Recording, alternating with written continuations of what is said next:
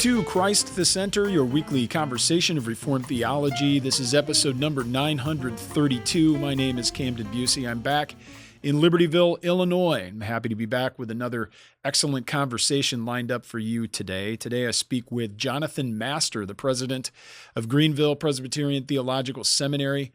And we were able to speak recently at the Reformation and Worship Conference held at Midway PCA in Powder Springs, Georgia. This is a conference that's organized by David Hall and Terry Johnson and a wonderful team of people that help put it on. And it was a delightful time where I got to meet with lots of friends and hear many excellent addresses on subjects that truly matter. So take a look at the conference online. We'll have links to that in the episode description. Take a look also at Greenville and head over to gpts.edu for information on what they have going on. Their conference is coming up in March, and then they're going to have a summer seminar in August. Carlton Wynn and I will be there for that. Take a look. You're going to enjoy it. Stay tuned and stay updated with what they've got going on. And listen to this episode now. I'm going to take you over to my conversation with Jonathan Master held in the library over at Midway PCA during the Reformation and Worship Conference. All right, well, we're back here in the library at Midway Presbyterian Church. Really excited to be here for the Reformation and Worship Conference, and I have with me now Jonathan Master, who, if you're watching, everyone can see, who's president of Greenville Presbyterian Theological Seminary, also has spoken here at the conference. Welcome, Jonathan. Camden, welcome to my office. Oh, it is great to be with you. It is great to be with you. Off here in the corner of this library. Yeah, I'm excited to catch back up with you and talk about how things are going at Greenville. You did give a lecture speaking about training pastors and churches to appreciate the confessions. This conference is the Reformation and Worship Conference, but there's always a heavy dose of confessional theology and the significance and importance of our confessional tradition. So a lot of people have been speaking on that. Carl Truman spoke on that yesterday to a degree. Chad Van Dixhorn's here speaking quite a bit about the Westminster Assembly and different aspects of that. And I appreciated your lecture as well. So I'm excited about that, but not just to speak about it in general. You're actually putting it to work, at the seminary, educating people. And before we maybe get into the meat of it and speak about your address and talk about how things are going at the seminary, just explain a bit about your time here. Have you been to this conference before? And I have been here before, and I was last scheduled to speak. Well, last year I couldn't come. I can't remember. There was a conflict, so I had something else I had agreed to do.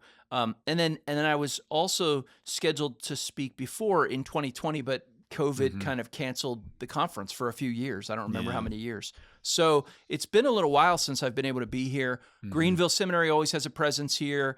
We have close ties with Midway and with other guys who are speaking. And so, it's a conference that's really close to our hearts. Oh, and I've always been wanting to come here, but it's another one of those things where you come here and you just feel like these are our people. Yes. You know what I mean? Yes. Even as an OP guy. But when I come down here and I hang with these solid, ordinary means of grace, solid confessional PCA types down here, it just feels like these are my folks. Yeah, there's a great affinity. That's one of the great things about the conference and the way that Dr. Hall and Dr. Johnson have organized it is there is a kind of there's just a lot of time to talk to other guys and to see friends that maybe you wouldn't see very often, and so it's a very collegial atmosphere. Yeah, it does feel that way. That it's these people love each other. They've been working together and been partners in church ministry for ages, and it's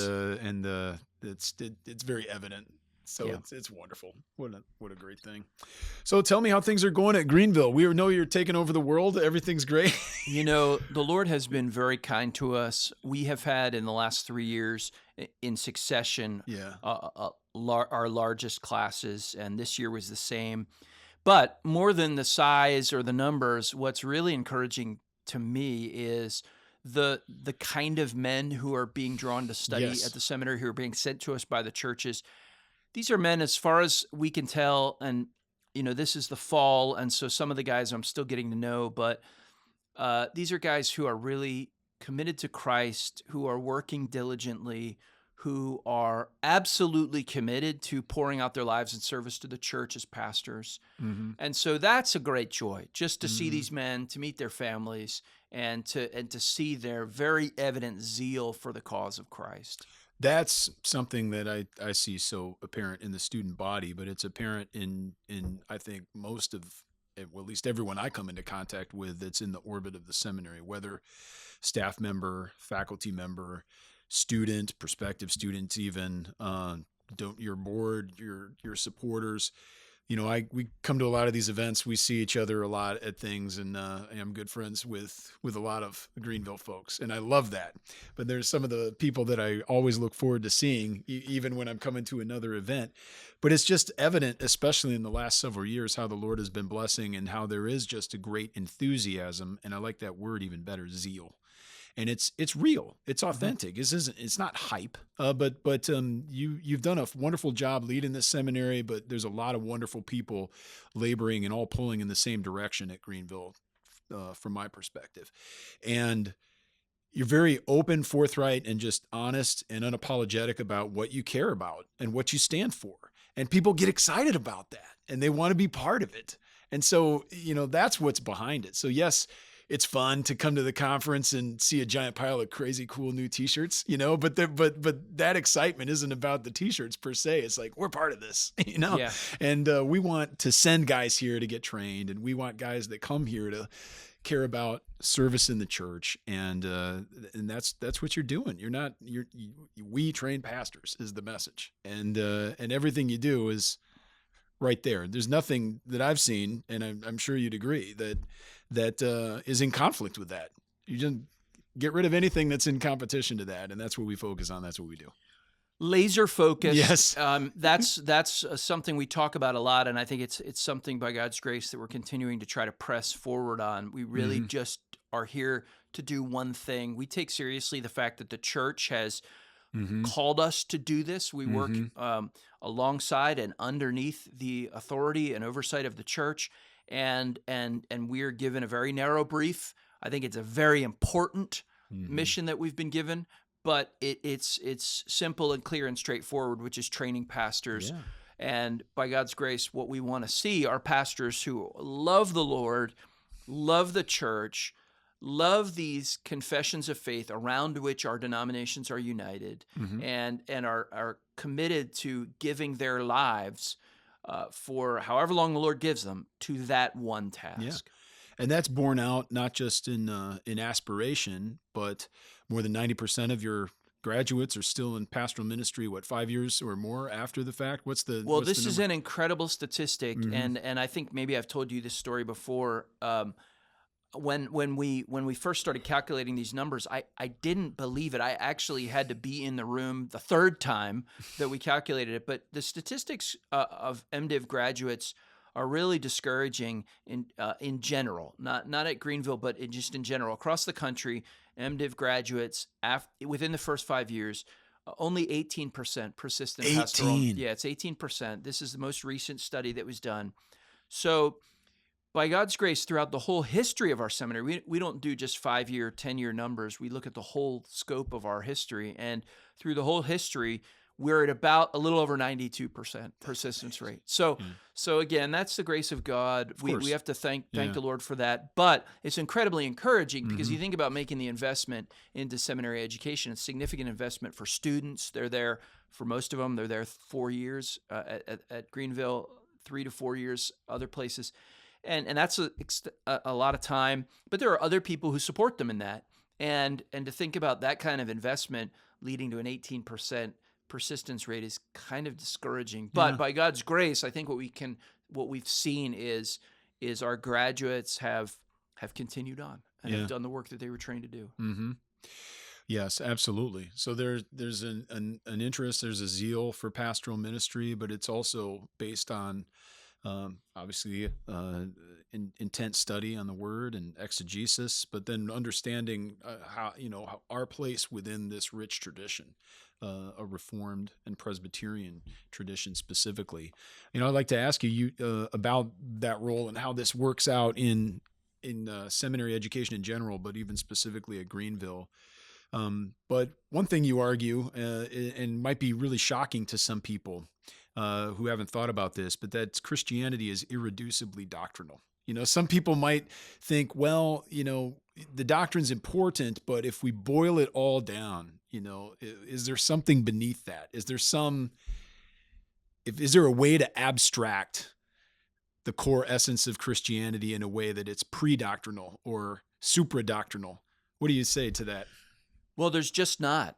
And I mean, those, even that framing of it that you quoted is not something that I came up with, although I agree with it entirely. In the address I gave earlier this morning, I quoted from Machen, and obviously your listeners will be very familiar with him, but he has this great quote where he talks about how Christianity has to be doctrinal, or it's nothing. Yeah. And the two quotes that I would put before your listeners, number one, he talks about Paul, and he says Christianity for Paul was not only a life, but also a doctrine. Yes. And then he says this, and logically the doctrine came first. Mm-hmm. This is in Christianity and liberalism. That's right. Yeah. In Christianity and liberalism. And then a little later on, he puts it this way: Christ died. That is history. Mm-hmm. That's a fact. Christ died. Christ died for our sins. That is doctrine. Mm-hmm. Without these two elements joined in an indissoluble union, there is no Christianity. And I think that's right. If you think about it, Christianity has to be doctrinal first. Mm-hmm. And the life is obviously a significant component. We are given commands by the Lord. We are commanded to live in a certain way. There are implications of the doctrine, but the doctrine has to be logically prior. And so that's right. Christianity is a doctrinal religion, not fundamentally just a way of life. And that is or a feeling. And that runs counter, though, to so much of what's written today. I think the most popular book that sells under the kind of heading of Christian literature right now explicitly argues against that, argues that actually it's not really about doctrine, it's about living in the way that Jesus lived, which, if you stop and think about it, is actually a hopeless exercise because none of us could in any way achieve our salvation through trying to emulate the work of Jesus. But it's also just completely backwards because Jesus presented his own life and work in terms of teaching, in terms of doctrine. Yeah, and you clearly taught. And then also the Great Commission, he says, go teach. Go therefore, yes, and make disciples, baptizing, and then teaching them to observe everything I've commanded you. How is that not doctrinal? Exactly. No, it has to be considered. And again, I think so many people are deceived in this way. And it, Machen's writing in the context of the liberalism of the 20th century, but that liberalism can take on different forms even today. And that impulse to say it's not doctrine, it's about life, is still with us. So how then to connect the dots here in Christian education, whether that's in our families or more systematically and specifically in our churches for our congregants or officer training, and then especially also in seminary education as we're trying to train specifically men for gospel ministry.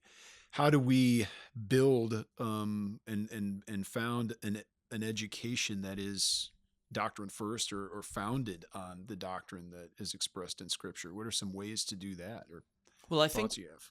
I think we have to. There's a full-orbed answer to that question. I don't think it's one step or two steps. Yeah. Because you certainly have to begin by saying we're going to teach this. We're going to be very transparent about what we believe, and that's what's going to be taught. There's so much that happens in education that's a kind of bait and switch. People say that this is what they hold to, but then you find out actually no, it's not what's held to. It's not what's actually taught in the classroom. So there needs to be fundamentally a sincerity, an integrity, a transparency about what is believed, and a willingness to defend and assert those convictions. But then, of course, to say be an open source. You don't want to hide anything from anybody, and you always want to be very forthright and open with this is where we stand. Exactly and this is right. What we believe. Exactly right. Exactly right. And from our standpoint as a seminary, we think we owe that not just to our students and not just to donors and others who are part of our community, but we really fundamentally owe that to the churches that have given us this task, because they have certain convictions, and it's incumbent upon us to maintain those convictions. And so there can't be any division there. But it's not just the open statement of the truth, although it has to be an open statement of the truth.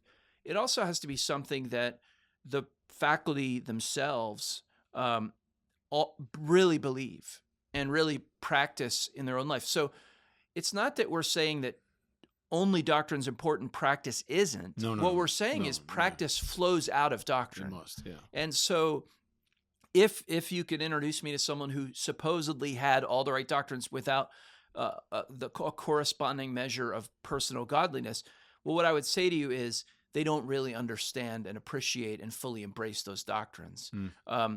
But so what we need are men who are going to instruct and teach in such a way that they are both openly stating the truth, but also they actually believe it, and it's part of their lives, and it's part of their life in their home and their life in the world, and the way in which they teach in a church context. And so it has to be a full-orbed thing.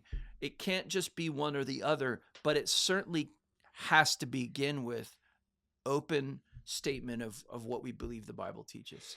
Yeah, wonder if you could speak on that point and flesh that out more, just in terms of how pastors in their churches, how parents in their families, and especially how professors in a seminary can model that sort of thing to the people that they're leading, that they're teaching, especially with regard to not only Scripture, but especially with regard to the standards. How do you model, a deference, but also not that, we subscribe to these things, but they're collecting dust over on the corner, but that, no, we subscribe to these things ex animo. And there's my Midwesternness coming out. Maybe it's ex animo, but I want to say animo. Sounded great to me. But that we love these and we live this. These are things that are not constricting us, but they're giving us life. I understand these are secondary standards. It's not Scripture, but you get my point. Like these doctrines are useful to us, and they help us to flourish rather than just being some sort of rules or procedures that we have on the side. There are a lot of ways where this comes out. I think it can come out in our worship, our commitment to public worship, our commitment to the particular expression of the local church that most closely corresponds to the doctrine that we believe. So it has a worship component, a church component, we might say. It also has a family component. There are undeniably things that our standards teach that pertain directly to family life, to the way in which you order your time, to the way in which your week is structured, to the way in which you think about and pray for your children and raise your children.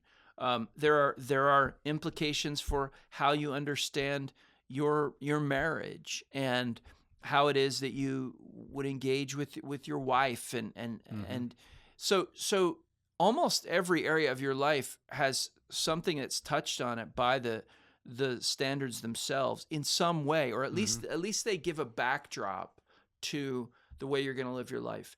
And so one question to ask is that the case? I mean, are you living a life of godly sincerity? I mentioned this morning, and I think it's profound. When the Apostle Paul evaluates his ministry near the end of his life, the kinds of ways he describes it are things like we served God with a clear conscience, or we behaved with sincerity before you. And so I think there needs to be a wholeness and an integrity to our lives.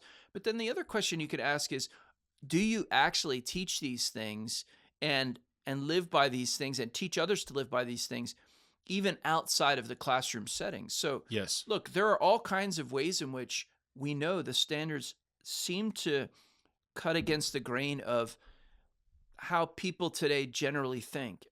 There's a particular view of creation. There's a particular view of the Scriptures. There's a particular view of justification, of election. It teaches us about worship, how we relate to each other, how we relate to superiors, each other, inferiors, superiors. and equals. If you read through the larger catechism's exposition of the Ten Commandments, Mhm. you cannot fail to find specific ways in which the Ten Commandments ought to apply to your life in a kind of a granular sense. Yeah, oh yeah. In terms of how you think and how you engage. And so those are the kinds of tells almost. Does someone really hold to this? Or is it just a framework for one little piece of my life?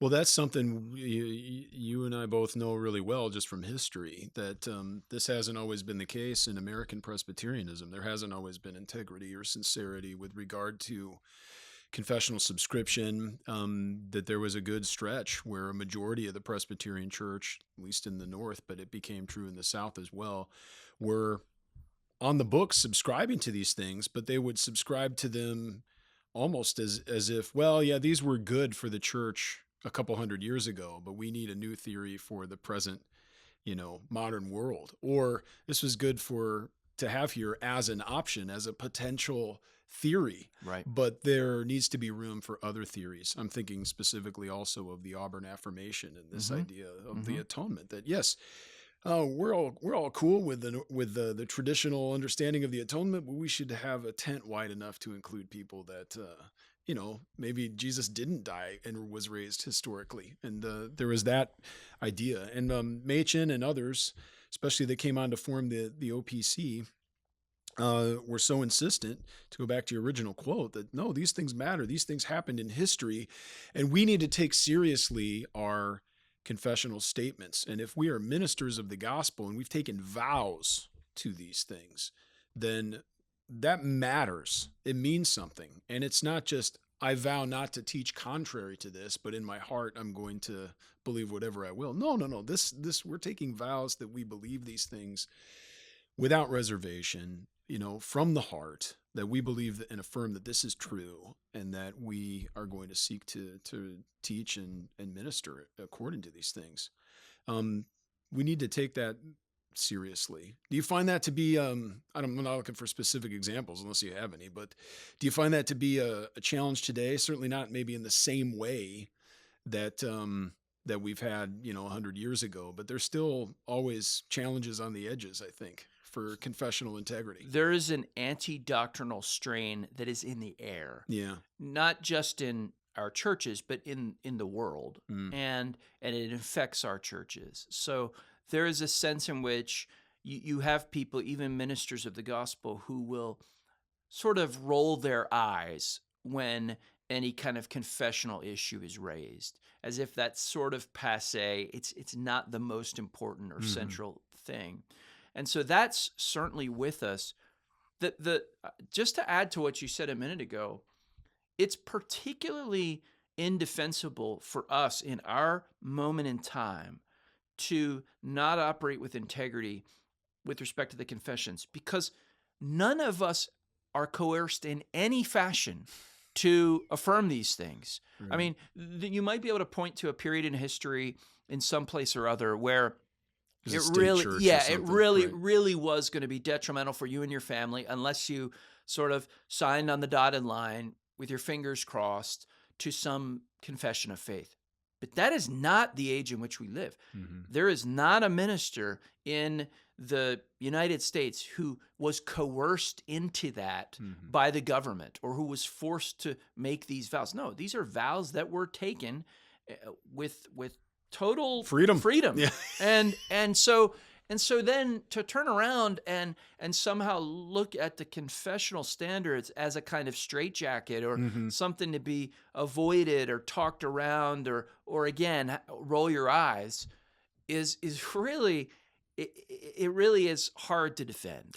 This gets at a related issue that's always perplexed me, and I just don't understand. On this point, I don't understand the progressive impulse.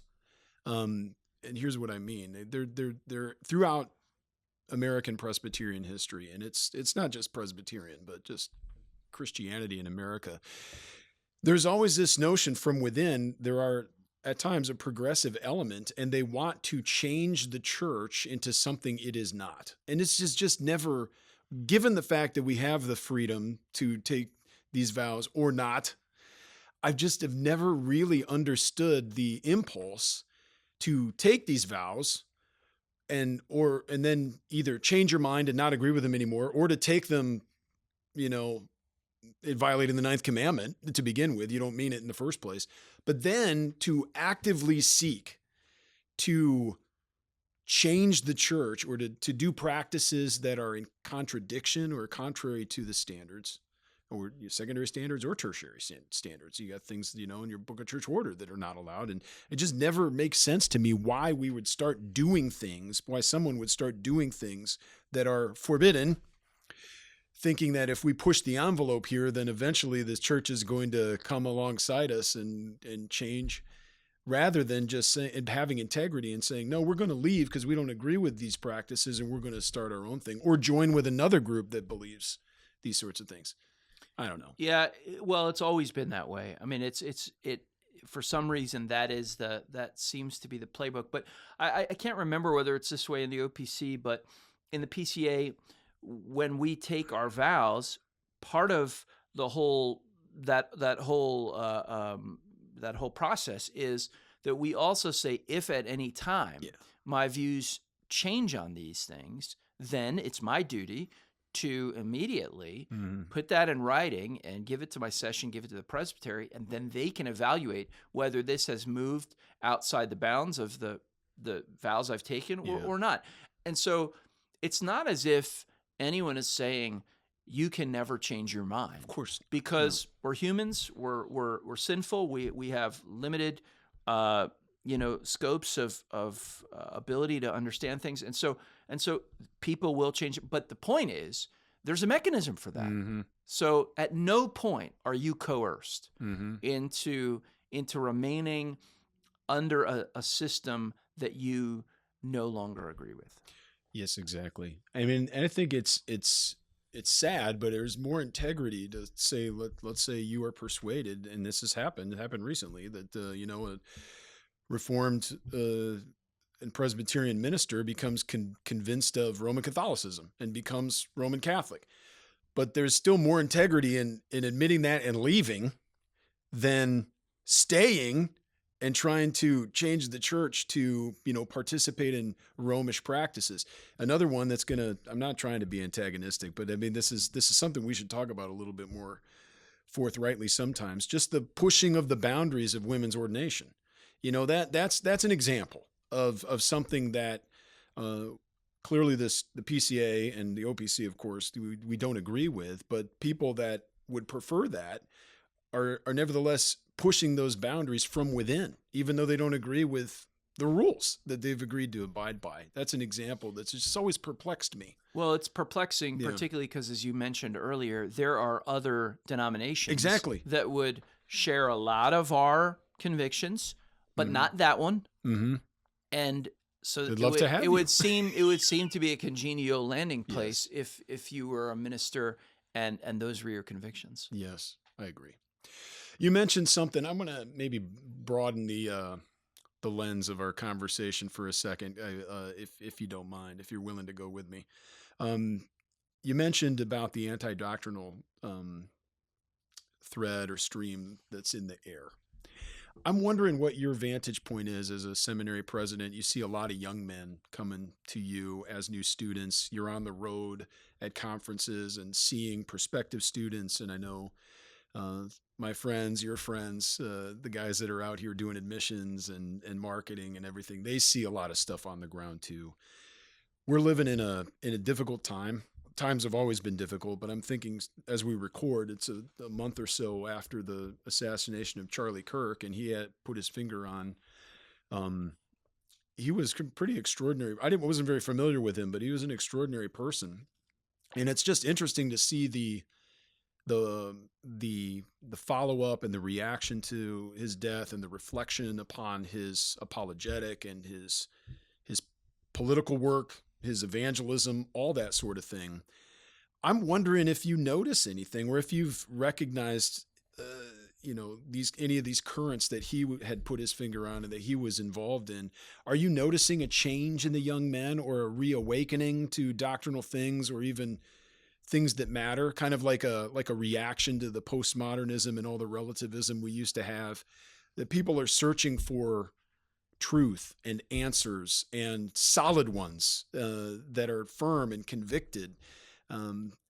Is that something that you've seen, a kind of a resurgence of that type of desire?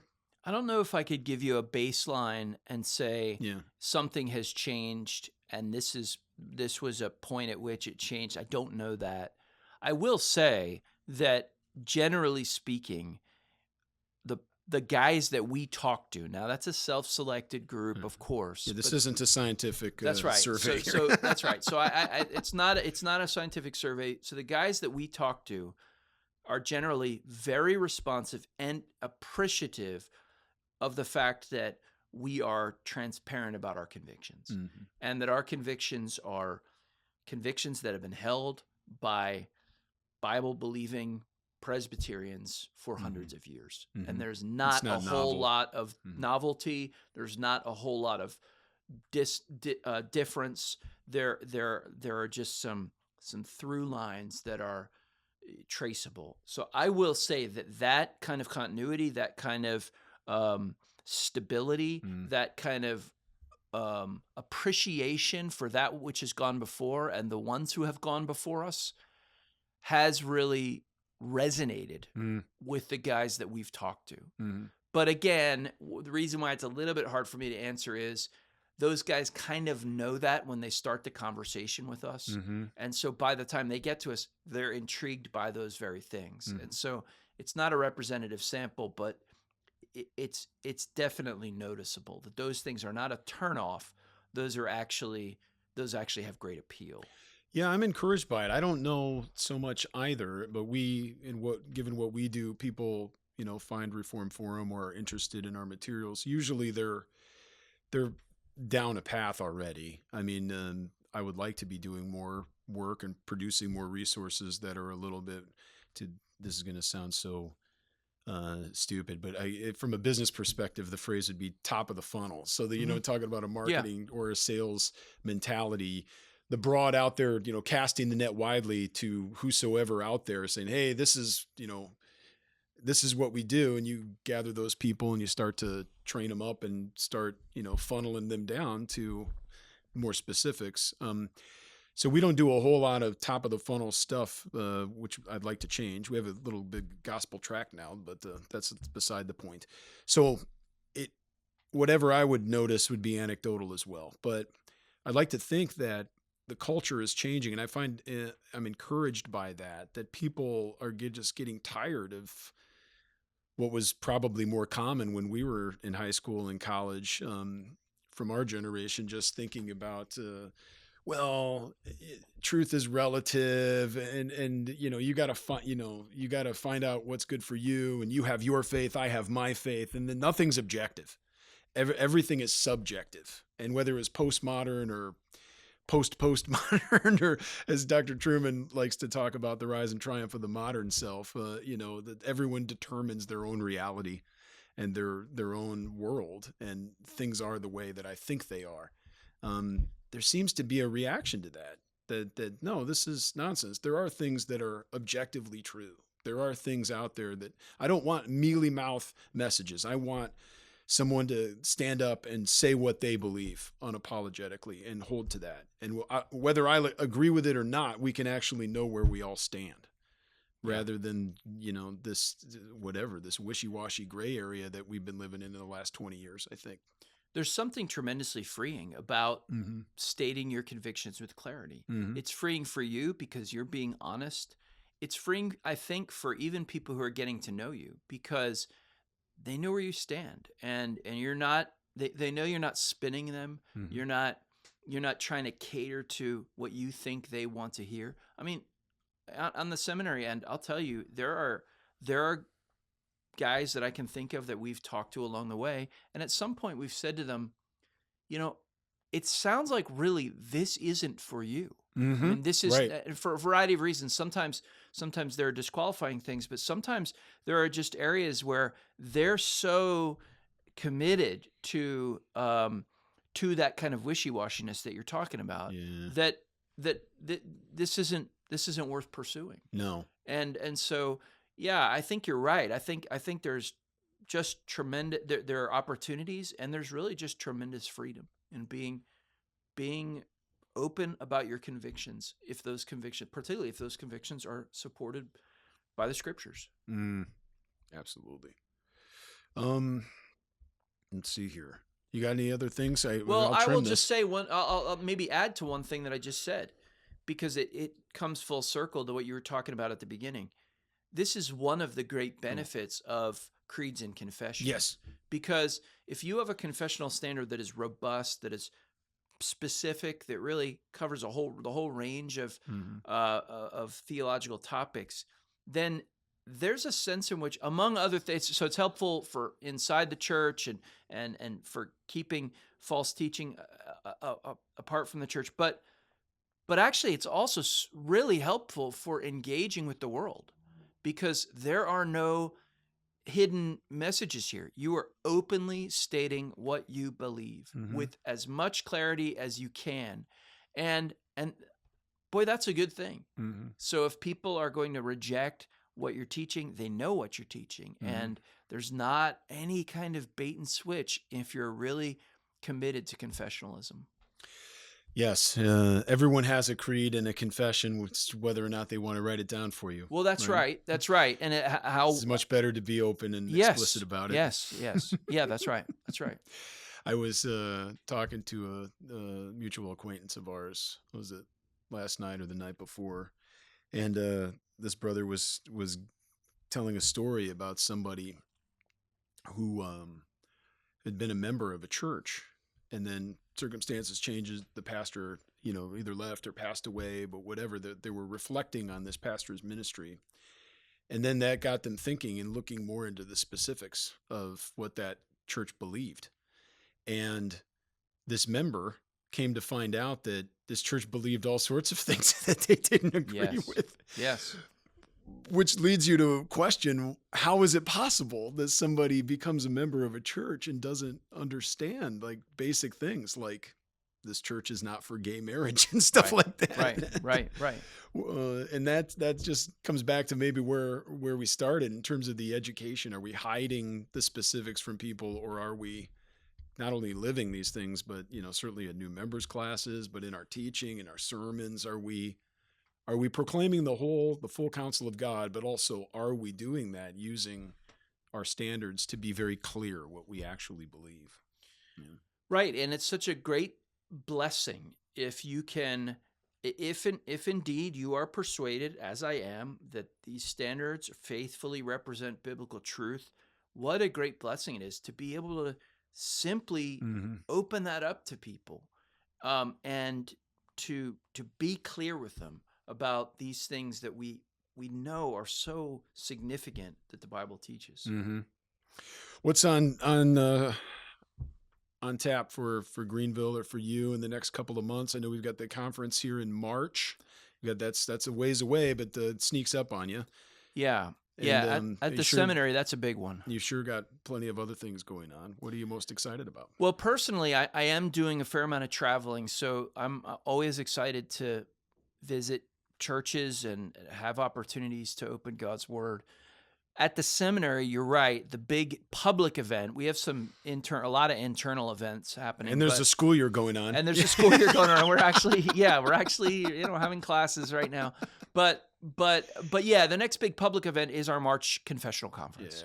Yeah. And it's always, because you're a regular attender, and it is always a real delight to gather together with the people that come to that conference. Yeah, it's an incredible conference, an incredible week. And so I'd encourage anyone who's listening to go to gpts.edu. You can click on the events page. Yeah. You can get more information. But we love having people come having first-time visitors come. We love having people bring their families. Yeah. So it's just a really good week of teaching and of fellowship. Yeah, it's awesome. It's definitely it's for everybody. And then I just for fun, I was taking a walk. I think it was after lunch last time. Just to get the blood flowing, wake up after having a big nice meal.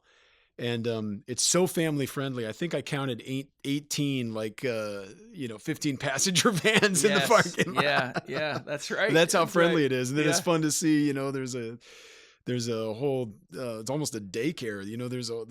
There's childcare for everybody doing fun activities outside. So if you've got a big family and you're wondering, I don't know if I can make it, or how are we going to watch all these kids? The kids are welcome. They're welcome in the sessions. They'll learn a lot. These are good sessions, but also there's plenty for them to do and lots of other families to connect with too. So it's great. Yeah, it's a highlight for us every year, and we're looking forward to this year's. Great.